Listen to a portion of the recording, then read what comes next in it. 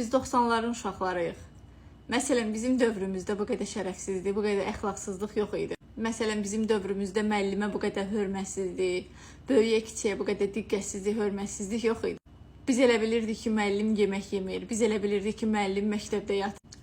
Valideyn, ata-ana qapıdan içəri girəndə biz ayağa qalxmalıydıq. Sinif yoldaşlarımız özümüzə bacı-qardaş bilirdik. Oxlo ilə döyülürdük, çəkələ ilə döyülürdük. Bağdan qırılan şıvırtı ilə döyülürdük, amma düzgün tərbiyə alırdıq. Bizim dövrümüzdə psixologiya yox idi. Bizim ən böyük psixologiyamız anamızın göz ağartmağı idi. Məsələn, biz bənövşə oynayırdıq, ortada qalma oynayırdıq, 7 qapaq oynayırdıq, dirzin sürürdük, raqatka ilə quş vururduq. Məsələn, biz televizoru atvorka ilə çevirirdik, oxlo ilə vururduq, yumruqla başına vura-vura çevirirdik ki, kanallar göstərsin.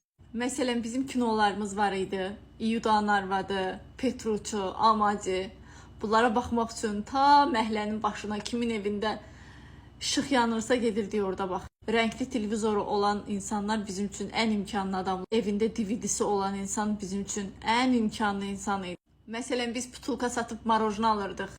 Evdə yeməyə heç nə olmayanda yuan çörəklə də qane olurduq. Müəllimələrimizdən qorxurduq, çəkinirdik.